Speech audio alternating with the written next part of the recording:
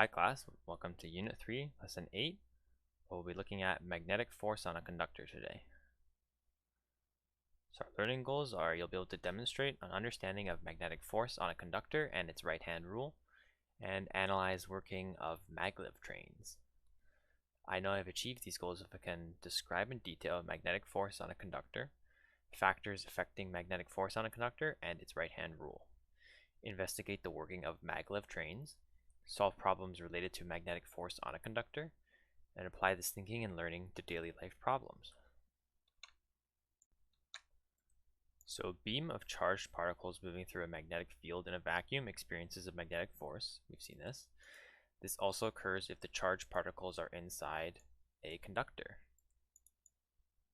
The charged particles cannot leave the conductor, and so the force that they experience is transferred to the conductor itself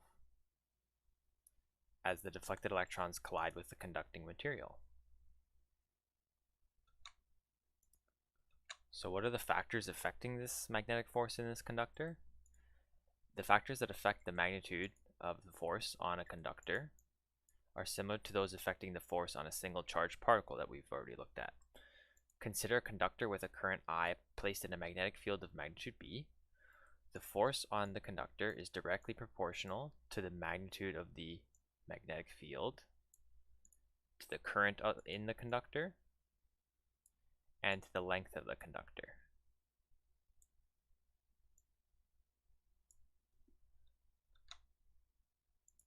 So three things that it's reliant on, or it's proportional to. And if you notice in these diagrams, we have a magnetic field, B, being generated by this horseshoe magnet. We have current flowing in the direction of I in this battery system, and our conductor is the wire here. And so this wire, when in this section, these sections, comes in between into the magnetic field, it's experiencing the force, and so the charged particles in that conductor, in that wire, are experiencing the force of the magnetic field as labeled here, with our right-hand rules down in this diagram and up in this other one.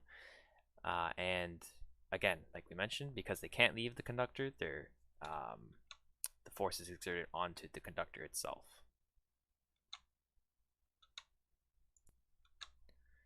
And so similarly to when we looked at this on a single point charge, the angle matters.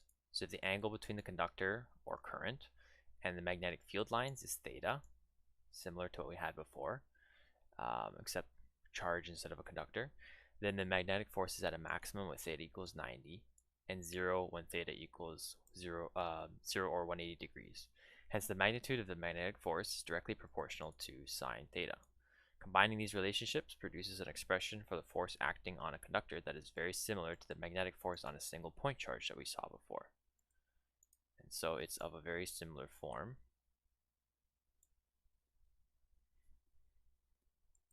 Where F is the force on the conductor in newtons, B is the magnitude of the field, the electric magnetic strength in Tesla, like we saw before. Newly in this one, we have I is the current in the conductor in amperes, and L is the length of the conductor in meters. And this is just a typo, not V, but theta. Theta is the angle between I and B. So that's the current in the magnetic field, or the conductor itself. So a similar formula to what we saw before, just with some differences. So some other important observations we have is the force acting on the conductor is in a direction perpendicular to both the magnetic field and the direction of the current. And reversing either the current direction or the magnetic field reverses the direction of the force.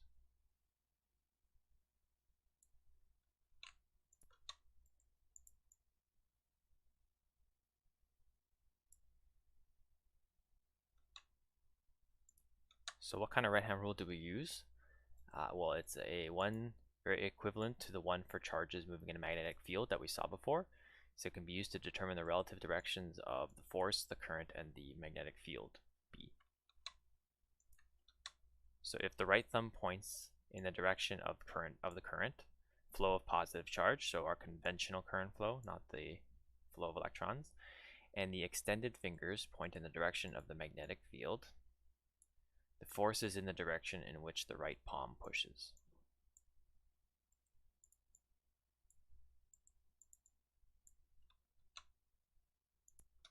Notice in this diagram, we have the same arrow convention that we talked about. The arrow going out towards, it would be an X going into the page, and out would be a dot. So notice how this dot is coming at us as we talked about. So it's a similar right-hand rule, but this time now we have a direction of current for the thumb.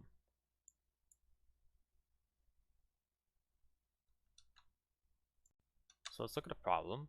A straight conductor 10 centimeters long with a current of 15 amperes moves through a uniform magnetic field of 0.60 Tesla. Calculate the magnitude of the force on the conductor when the angle between the current and the magnetic field is A, 90 degrees.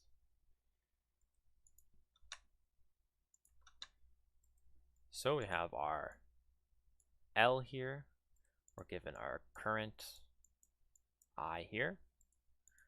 We're given our thetas here. And we want to know the magnitude of the force.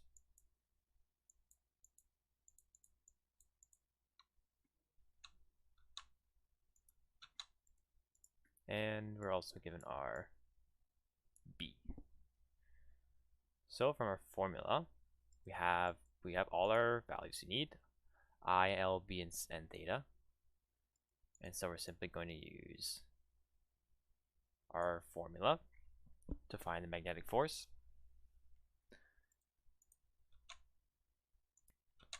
So if we sub in all our consistent values, these are all going to be the same for all three parts, and we're left with a force of 0.9 newtons times sine theta. And so since our theta, we have three different ones, we're just going to break it up into three different parts and calculate sine theta.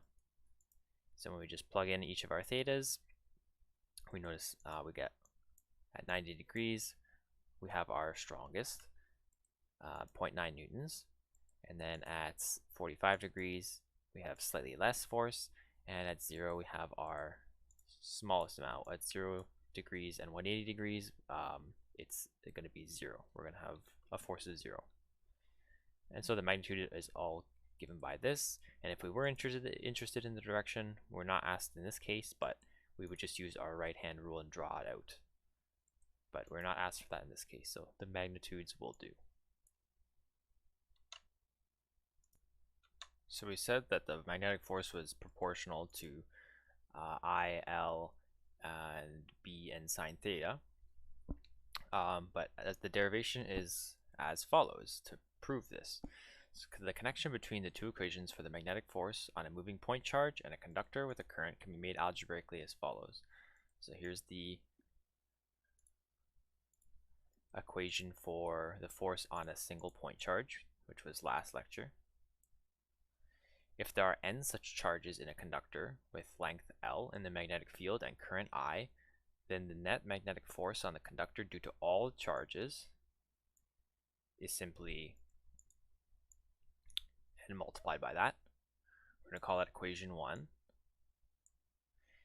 If n charged particles pass a point in a conductor in time t, then the electric current is given by I equals q times n delta t.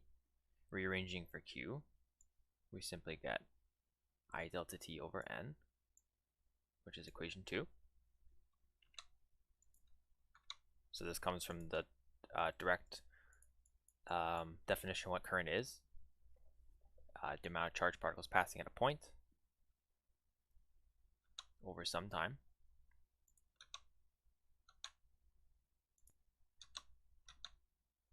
And so the speed of the charges in the conductor can be found by dividing the distance they travel through the magnetic field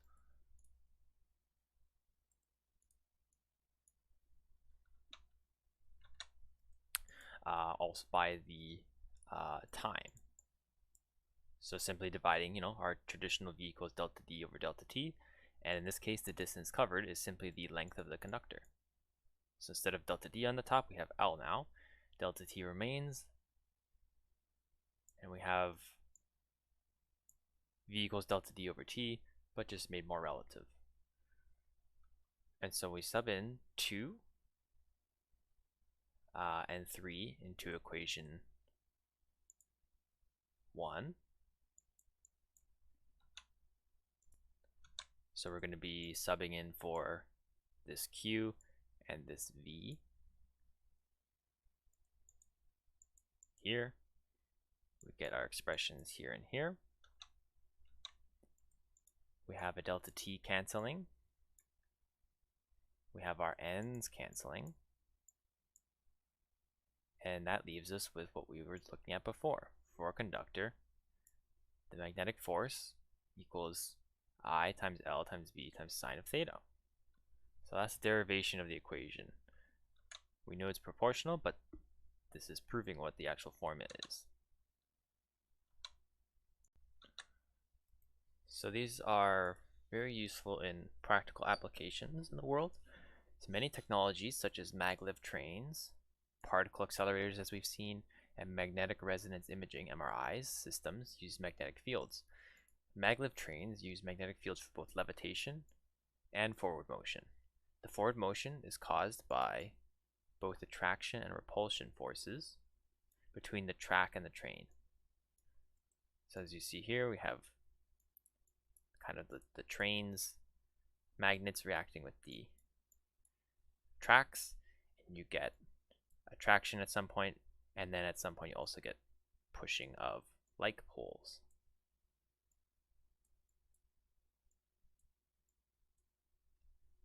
Attraction forces between the front of the train and the track immediately in front of it pull the train forward, and while that's happening, at the same time, repulsion forces at the back of the train push it forward.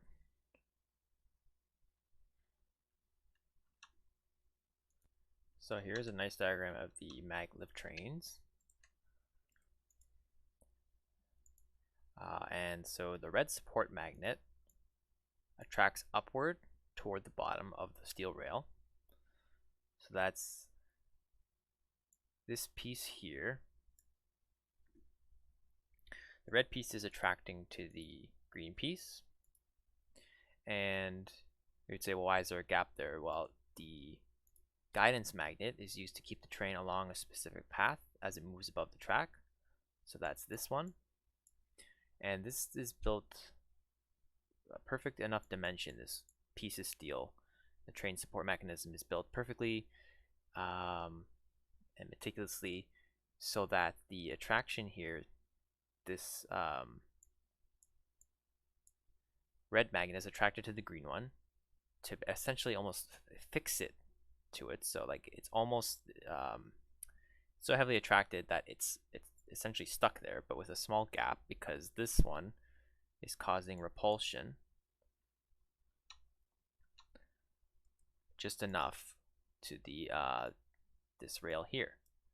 So when these two work in tandem, if this red one was by itself here, it would just stick to the green one, but it's attracting, but this magnet here is causing enough repulsion with this steel rail support that it can't attract all the way. It's attracted almost all the way, enough to stick the train there, but have a gap so it doesn't wear, and as it doesn't slide and wear down the magnet or anything like that. So there's a gap that essentially sticks it, doesn't create friction, and with these magnets working in tandem, it can essentially hug the steel track safely, because these two working in tandem will never let go. And so that's how maglev trains work, and that's how they also don't how they stick to the track without dragging resistance or anything like that. So both of these, this perfect dimension and both of these magnets are how that is possible. And so they can travel at speeds like 300 or 400 kilometers an hour if you ever look it up. It's very remarkable.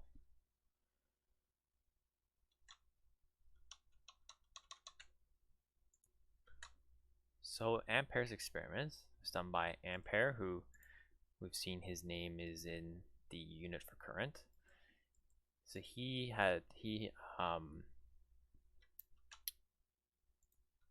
he found that two magnetic fields can interact with each other to cause a force.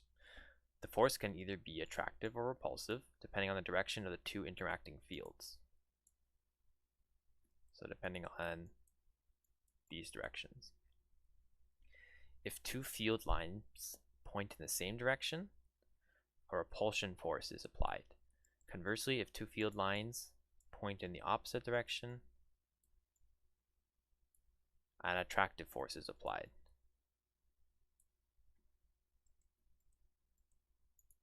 So Ampere experimented with two parallel wires with opposing currents. So that's what we have here. We have our I going this way and I going this way for this one. The arrows on the wires show the direction of conventional current. And if you notice, the field lines are as such, going this direction for this one, going the other direction for the other one, obviously, if you flip it. And when they're put close enough together like this, then we have these forces acting onto each other. The magnetic fields, this magnetic field is going to apply some sort of force to this one, and likewise this one. They're going to interact with each other. And so, as we said, if they are acting in the same direction, a repulsion force is applied. So that's why we have repulsion forces acting on each of them. Otherwise, if one of these was flipped, so if they were going this direction and the current was coming this way, if they were the two of the same, then we would have the field lines working in opposite directions, and we would have an attractive force applied. So it would look similar, except we'd have the forces coming like this. Okay. So Ampere discovered that two magnetic fields can interact with each other and cause forces on each other. And so that's everything for today.